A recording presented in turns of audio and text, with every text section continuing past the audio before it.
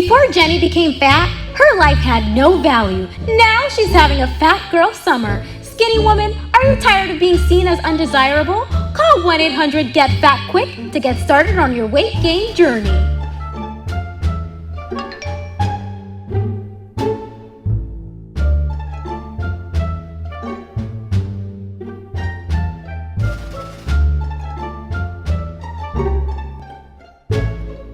Hello friends, and welcome back to my channel. I know it's been quite some time since you've last seen me. I've just had a lot going on. Honestly, I will sum up the reason that I've been gone with simply just been busy. But it is back right now, and I'm really happy to be back. And I do want to preface this. First of all, let me just say, fast forward to this timestamp if you don't want to hear my short ramble, but I just want to say to you all that I love you guys so much. I've seen all of the amazing comments that so many of you have been leaving. I thank all of you who have been loyal, who've like stuck it out and waited around, and all of the new subscribers that have come to my channel. Welcome. It's so nice to have you here. I've seen all the comments where people are like, I'm so happy I found your channel. No, I'm so happy that, you know, you're a part of my community and we can have these conversations. And yeah, that makes me like super over the moon happy. And follow me on Instagram if you want to hear more about, you know, what I'm up to and my escapades. I don't want to bore you too much with my personal life, but I know that's not what you guys came here for. You came here for a discussion about fat shaming versus skinny shaming. So one of my videos that has recently been getting more and more views and comments and engagement is my video that I made. Honestly, I think I made it almost a year ago, if not a full-on year ago. I think it's been a full-on year since I've made this video. But my fat shaming versus skinny shaming video, posing the question, are they the same, right? So like I said, I made this video a year ago. As I'm thinking about it, it's definitely been a year since I've made this video, and my thoughts have grown and evolved and changed a lot since then. So I felt the need to make a part 2 of that video 1 year later, where I'm at with the fat shaming versus skinny shaming debate. And yeah, that's one thing about the internet, is that, you know, your thoughts and your art, and one thing about art in general, I should say, is that art lives on forever. So I didn't want people to watch that video and take those thoughts away and feel that I felt the same exact way that I felt. And for the most part, I do feel the same way, but I feel that I was kind of like on the fence, and I wasn't declarative enough in saying that fat shaming and skinny shaming are not the same. For the people in the back, fat shaming and skinny shaming are absolutely positively not the same, because fat shaming is worse. I did say in the end of the video that fat shaming was worse, but I think I was like, I'm leaning towards fat shaming is worse, because I was still on my journey, right? Obviously, fat phobia, much like racism, much like ableism, much like homophobia, much like transphobia, this is so pervasive. They have had such a pervasive and well-rounded, robust marketing campaign. It's indoctrinated literally all of us. To say that you are not fat phobic, to say that anyone is not ableist or like it has infected all of us, okay? So we're all on a journey of unlearning, and I've said this before on this channel, it's much easier to learn something than to unlearn something. So I am happy and proud to say that my journey of unlearning fat phobia is still ongoing, and I'm okay with that. I'm not gonna sit here in front of you and tell you that I'm not fat phobic anymore. I know I'm much less fat phobic than the vast majority of society, but I can't tell you that I still don't, as a woman, have a constant battle of looking at my body and accepting my body, even though I'm not fat. And that's another thing that I said in the video, the original video, as I was like, I've never been fat shamed. That's totally not true. I've totally experienced fat shaming and skinny shaming. I've certainly never been fat. And once again, if you're offended by my use of the word fat, I want you to go back and watch some of my old videos. This is how we speak on this channel. Fat is not a dirty word. I don't want to rehash that, but I always feel like people are probably taken aback by it, so I have to like preface it by saying that. But I go back and watch part 1 of this video for more context behind that. But nevertheless, I've never been fat, but I've certainly fluctuated in weight, and I've certainly been made to feel like I was less than because I have gained weight. It certainly has to have always been made known to me that I have gained weight. So to say that I've never experienced fat shaming and fat phobia, I think every single woman, regardless of whether you're actually fat, plus size, larger body, full figured, whatever you want to call it, you have experienced fat phobia. So why is fat shaming worse than skinny shaming? So you saw at the top of this video, that intro that I made of an alternate reality. Why? Because it doesn't happen, right? We live in a society where skinny is the ideal, it is the norm, that is what people want to achieve. We live in a society where systemically fat folks have been oppressed. I am not saying that skinny shaming, which I've also experienced in my life, is not bad and hurtful on an individual basis. It is hurtful. It's bad. And I do believe that we should leave women's bodies, leave people's bodies alone, period, right? Regardless, but it's not systemic. Skinny shaming is not systemic, okay? We simply do not have a multi-million dollar, really multi-billion dollar weight gain industry. We have a multi-billion dollar weight loss industry where you can't turn on your TV, you can't turn on your computer, you can't scroll down your Instagram feed without seeing a flat tummy tea. Is there a fat tummy tea? Certainly we're living in an age where Instagram bodies are certainly very commonplace and very much coveted by many women, but nevertheless, skinniness has always been the ideal. It's never not been, at least not in the 21st century.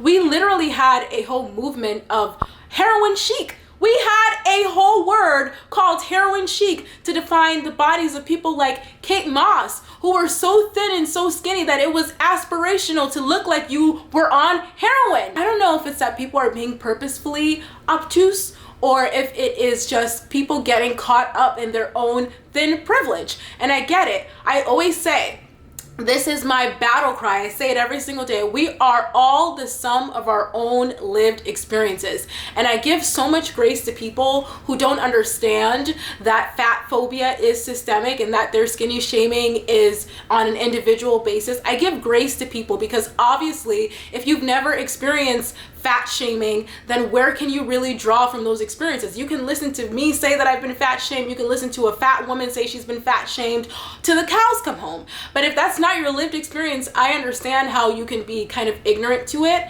whether you are doing it purposefully or not. But I'm here to give you the facts. I know this is a little bit of a ramble video. I really wanted to talk to you raw, give it to you straight. I didn't want to spew out so many statistics and facts because I think I did a good job in doing that in part one. So many people have these fat phobic ideologies of like, fat people are lazy, fat folks put themselves in that predicament and whatever. And people have left the most asinine comments on my page that I am just like, it just really reiterates to me and reinforces to me how pervasive fat phobia is. There are people who are on medications that make them fat. There are people who are disabled and unable to work out, therefore they're fat. So this like hyper workout culture that we live in, and it doesn't even matter, by the way, there doesn't need to have to be an excuse. No one has to justify to you why their bodies look the way that their bodies look. But please do understand that there is violence being perpetrated. People who are fat folks are getting killed. If you look at so many of the black folks that have had their lives taken by police, you will notice that many of them are of size, right? Many of them are of size. Look at Breonna Taylor. Look at Mike Brown. Look at Tatiana Jefferson. All of these people are of size, and that's just three names. You know, I'm just spewing out three names, and those just three names. These people are people of size, and there is a connection between the violence. Like, people are experiencing violence. People are losing their lives. People are being denied their livelihood and their reason to exist. People have to like dating, like as a fat person, how hard it is that people have to like come out as fat. If you've heard stories where people are being asked like to send pictures, people have fat fetishes, they're fetishized, like, oh my God, it's ridiculous. And I understand that for most skinny people, they're unaware of this. But for me, as someone who is like largely interested and dedicated their lives to fat liberation as an ally, I am very entrenched in this world, and I'm constantly listening to the stories of fat folks discussing the violence that they experience. And let me tell you something, you can be skinny shamed on an individual basis until the cows come home, but deep down in your spirit, you know that you're desirable. Like, I just don't know how that could be. You know that you have access to desirability in a way that a fat person does not. And desirability, by the way, is not just, it's not something to be taken lightly, right? Desirability when you're a woman And even when you're a man to a certain extent, but when you're a woman, desirability plays a part on your income. There have been actual studies, which I will insert on the screen. There have been actual studies that show that people who are deemed traditionally attractive, and we know traditional attractiveness is thinness, right? Have a higher income, have a higher livelihood. They have a higher everything. They are getting married. They're able to get married. They're able to get homes. They're able to get jobs and get hired for jobs at a higher rate than people who are considered to be not traditionally attractive. So this is not just a matter of who you sleep with and what you don't like and what you're attracted to, what your sexual preference is. This is an actual matter of the quality of people's lives. So when I say that fat folks are experiencing poverty at large, they're experiencing discrimination at large, structural discrimination, medical discrimination at large. Okay? This is not just I was bullied on the playground and told that I was all skin and bones, okay? But I was not experiencing systemic discrimination based on my size. Do you understand? And I understand that. And I get the privilege that I have. And I know that. And I know that I will never truly know on a deeper level what a fat person goes through on a daily basis. But I have, again, done all the work that I can to, dedicate myself as an ally to understand those lived experiences. And what I ask of you all who don't have those lived experiences is to listen to understand and not listen to respond, right? That's all I ask of you, is to listen to the stories. Because skinny shaming, like I said, it's hurtful. I've experienced it. I know what it's like. It doesn't feel good. And I know what it's like. We live in an age where, like I said, once again, I'll reiterate, the Instagram body, curvy bodies. Like, I have big boobs, I have a somewhat of a butt. I don't know, not a big one, but I do have meat on my body now. But I know what it's like to be skinny shamed. And yeah, it was hurtful, but I wasn't systemically discriminated against. It never impeded on my quality of life because I was skinny. Okay? So I'm not saying that it's right to be skinny shamed, but I really literally having an eating disorder is aspirational. To be skinny, like in the modeling industry, like who doesn't have an eating disorder? Thinness is and will always be the ideal for beauty. There's a combination of people who just hate to see fat folks. They don't want them to exist. They don't want them to be happy. And you see that with Lizzo and all the hate that she gets on a daily basis. But I'm here to say, I want to say it once and for all, because I was dancing around it and I've grown in my thoughts. I've ruminated on it. I've marinated on it. I've noodled on it. And I'm here to say that fat shaming is worse. Fat shaming is violence. Fat shaming is discrimination. Skinny shaming absolutely pales in comparison. So please stop trying to say that they're equal, because they're far from equal. And I get it. I understand that it's hurtful, but I wanted to clear that up because I was like, I didn't like how I danced around this. And the last thing that I'll say is this video was inspired by a conversation that I was having with one of my very best friends. I didn't get to finish the conversation with her because something else came up, but that's why I was like, I need to make this video again, because I feel that I know that her heart was in the right place in her case. And I haven't told her that I'm filming this video yet, but I will tell her before I upload it. But I know that so many people's hearts are in the right place, and they truly don't know any better. There are some amazing books. Deshaun Harrison, who I'm a really big fan of, recently released a really great book, The Belly of the Beast, which talks about fat phobia and anti-fatness and how, its connections to racism, etc., etc. And I think that's a great read for those of you who are truly interested in fat liberation. Reading about the history and the social implications of fat phobia. There's another one, The Fear of the Fat Body, I think it's called. I might be saying that wrong. I will put the correct title on the screen, but there is a bunch of literature, really great literature from really great scholars about this. And I want you all to do the reading and do the work. And once again, instead of listening to respond, listen to understand. It's not the same. It is absolutely not the same.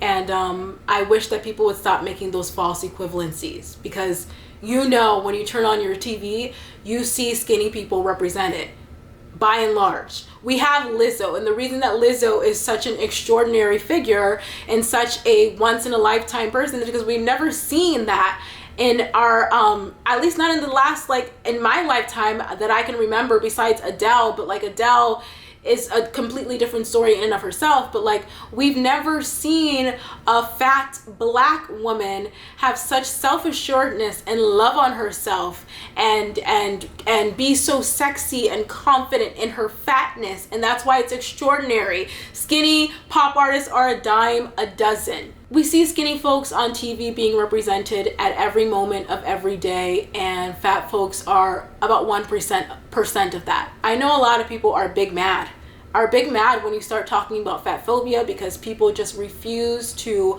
look at things that make them uncomfortable, and fat bodies make them uncomfortable because they're not desirable, because you don't want to have sex with a fat body, therefore you're uncomfortable by it. I will tell you this: I will never ever stop talking about fat politics and fat phobia and fat liberation. I'm never going to stop. If you don't like it, then simply, I mean, I can say it till the cows come home. It's so funny to me how people will click on a video, because I don't do the clickbait thing. I really don't. Like, I really do try to attract the right people in my thumbnails, right? And in my video titles, so that the people who are genuinely interested in the topic at hand will come and click on it. But it's really funny to me how people will click on a video that is completely, like, knowing in their minds that they completely disagree, that they have no intentions of learning, they have every intention of listening just to respond, right? And they'll click on the video. And thank you for the views, by the way, for all of those of you guys who are going to do that. I appreciate the views and I appreciate the watch time. I appreciate the engagement. Love you for that. A girl's gotta eat. But nevertheless, it's really funny to me how people do that. And then they like act outraged and shocked that they disagreed with the video when they knew that they were going to disagree with it in the first place. And when I see videos that I inherently, vehemently disagree with, that I have if I see a video about why the orange galoot is the best president of all time, I know that I disagree with it. And I know me watching this video is never going to make me not disagree with it. So I'm just going to scroll past it. But for those of you who chose to watch this video, again, appreciate the watch time. I appreciate the engagement. I appreciate the view. Thank you for that. My cat and I both have to eat. And for those of you guys, though, who watched this and truly took something away from it, who learned something new, I want to hear your comments down below. What do you think? I know this video was a little bit, it was really informal. I'm wearing my Cubs t-shirt. I didn't even bother to get dressed. It's literally like 12 o'clock in the morning. And I was like, I gotta film this tonight. I'm feeling like a really big creative sprout. My muse is out and about and just like imbued all throughout my body. So I was like, let me do this. Let me film this video. I've been meaning to film it for a while. But anyways, I'm back. Thank you so much for watching. If you liked this video, definitely give it a thumbs up. Leave a comment down below. Share your thoughts. Why haven't you subscribed to my channel yet? I have absolutely no idea. What are you doing with your life? What on earth are you doing with your life? And what is your childhood trauma? Because you need to subscribe to my channel ASAP to unlearn that childhood trauma. So I love you all so much for watching today's video. Trying to think if there's anything else that I have to say. Don't think so. But yeah, I'm back. I'm better than ever. I'm back in the Chi-town groove. I'm not in New York anymore. The New York girl has left her city. But yeah, I love you all so much for watching, and I will see you all next time.